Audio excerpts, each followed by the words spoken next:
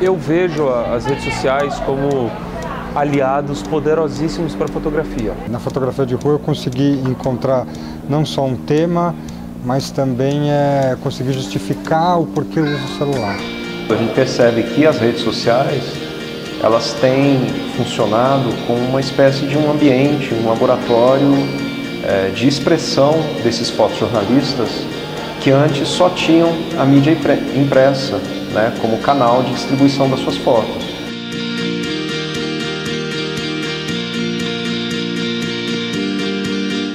Enquanto meus amigos saíam para jogar bola, assim, eu ficava em casa desenhando. Então a minha familiaridade com o universo compositivo, pictórico, é algo muito familiar, que vem desde que eu sou pequeno. Mas assim, se isso ia se converter numa profissão ou numa obra cinematográfica ou fotográfica, ou seja lá o que for, não era algo muito óbvio assim para mim, não. Aí a coisa foi ficando séria, porque todos nós, dos 20, 25, 30 anos, a vida vai surgindo com todo o seu peso, com todas as suas dores, todos os seus problemas. O senso de responsabilidade vem à tona. Nós somos forçados a encarar a verdade.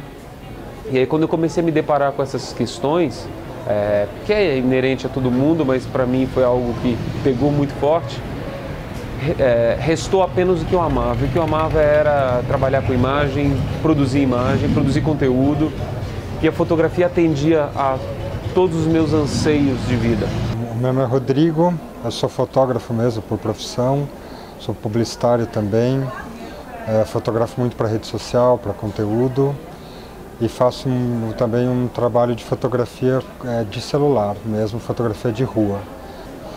Fora isso, eu também tenho um trabalho de curadoria de fotografia ligado à revista Shooter. A Shooter é uma revista espanhola e ela é uma revista que ela é especializada em fotografia de celular.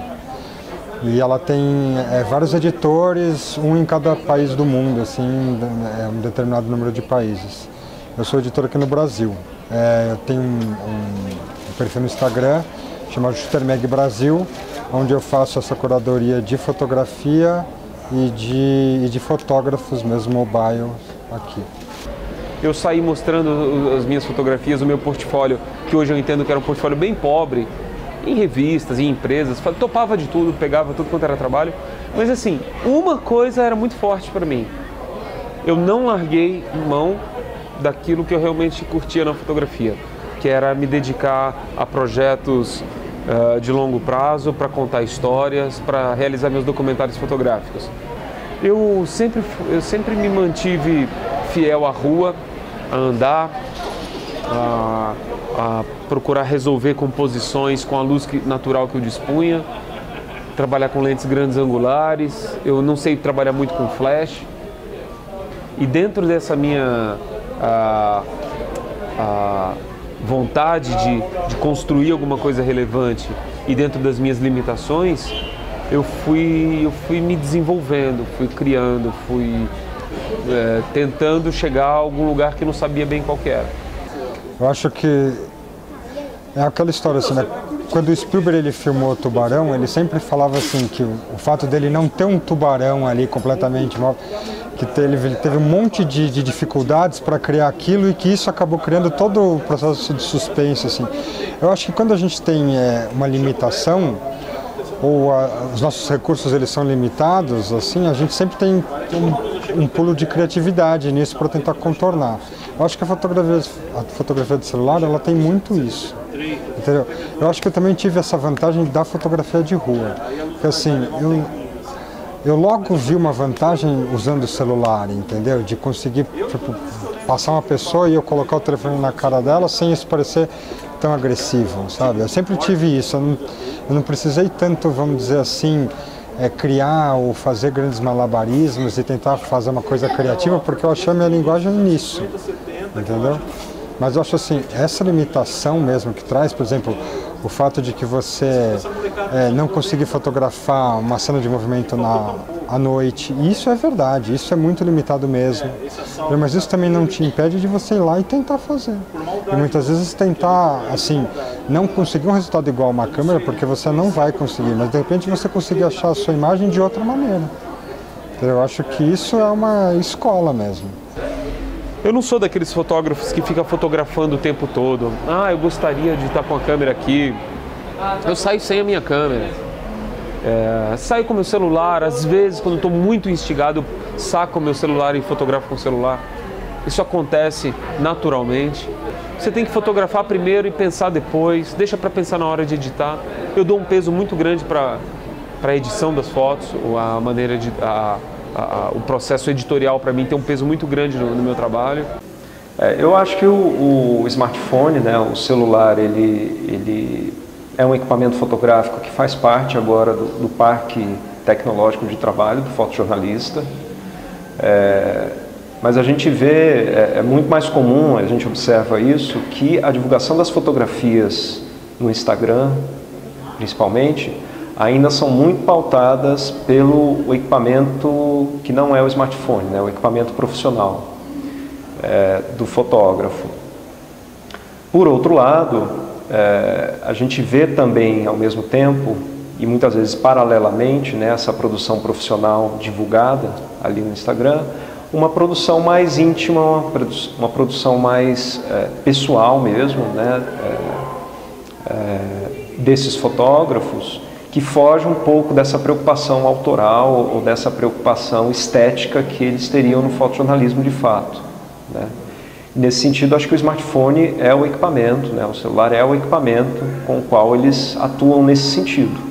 A gente nota isso em algumas contas, né? Quando o fotógrafo está divulgando o seu trabalho produzido pelo equipamento convencional e quando a gente vê uma produção produzida mesmo por esses smartphones. Então, às vezes, muitos fotógrafos criam esse embate nas suas próprias contas, né? Eu tenho usado mais câmeras convencionais e uso a plataforma do Instagram, publico através do celular, claro.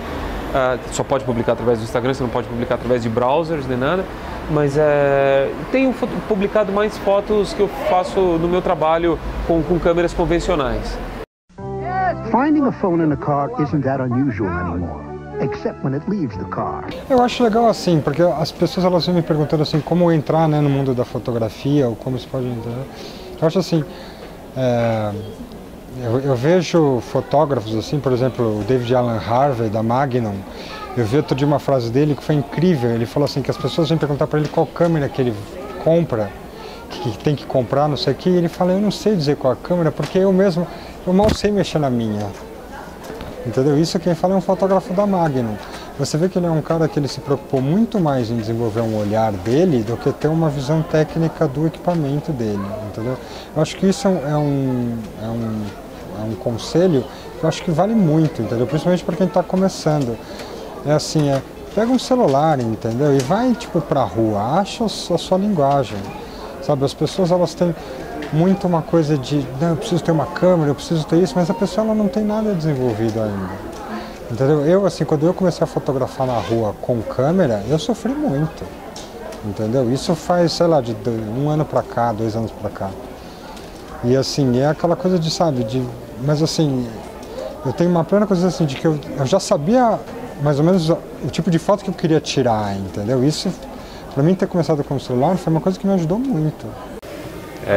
Nós tivemos aquele caso em 2010, que o Damon Winter, um fotógrafo do The New York Times, produziu uma série de imagens com o smartphone, aplicando filtros do aplicativo Hipstamatic na época, e teve um reconhecimento, teve uma repercussão interessante, inclusive as fotografias foram publicadas, né, no jornal,